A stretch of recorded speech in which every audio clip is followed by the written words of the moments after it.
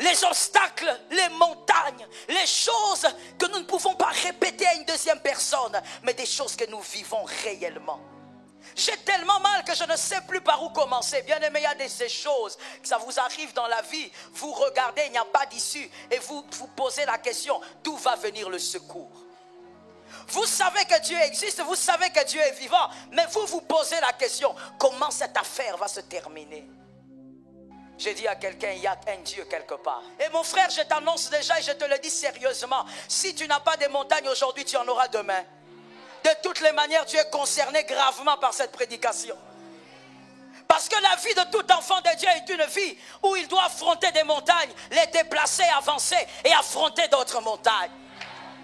Celui qui t'a prêché en te disant que la vie d'enfant de Dieu c'est une vie de vert pâturage tout le temps, il t'a menti.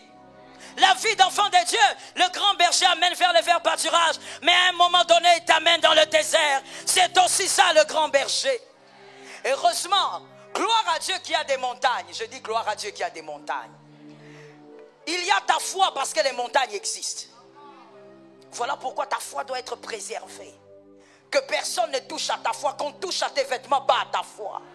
Qu'on touche à ton nom de famille, pas à ta foi. J'ai vu des gens dire, attention, moi j'aime pas qu'on parle de mon père. J'aime pas qu'on parle de ma mère. C'est bien, mais bien aimé, protège ta foi plus que ça. Parce que ta foi te permettra de surmonter ce qu'aucun homme n'est capable de surmonter. Ta foi te permettra de voir une porte derrière un grand mur. Pourquoi ces choses arrivent? Pourquoi Dieu permet ces choses? Merci pour ceux qui sont là avec un moyen d'écrire. Premièrement, Dieu permet ces choses. Dieu permet ces montagnes. Dieu permet ces difficultés. Dieu permet ces obscurités qui peuvent prendre 6 ans, 12 ans. Pour qu'il soit le Dieu de ta montagne. Je dis aussi Amen.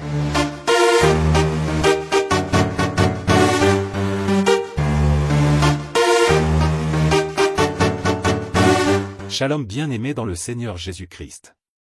La servante de Dieu Joëlle Gloria Cabassel, pasteur principal de l'église Assemblée évangélique Nouvelle Alliance de Kinshasa, parle d'un sujet très capital. Et si je te disais que ta foi a le pouvoir de déplacer ce qui te bloque depuis des années?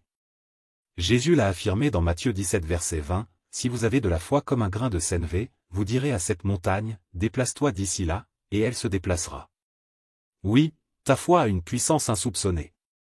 Et aujourd'hui, la servante de Dieu va te révéler comment l'activer. Reste bien jusqu'à la fin, car ce message pourrait changer ta vie. La foi est une clé spirituelle, Hébreux 11 verset 1, or, la foi est une ferme assurance des choses qu'on espère, une démonstration de celles qu'on ne voit pas. La foi n'est pas seulement un concept, c'est une arme spirituelle qui déclenche des miracles.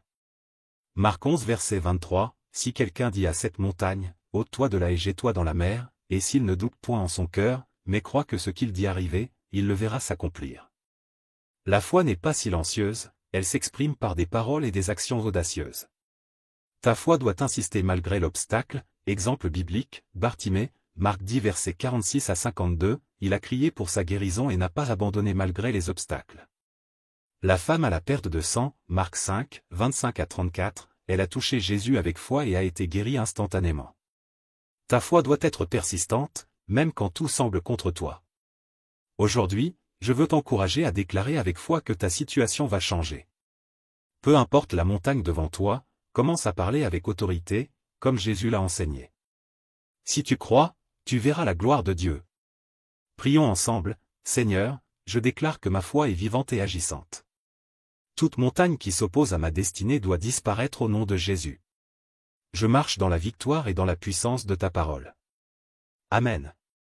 Abonnez-vous, aimez et partagez afin d'apporter l'évangile de Jésus-Christ aux nations car il y aura plus de joie dans le ciel pour un seul pécheur qui se repent.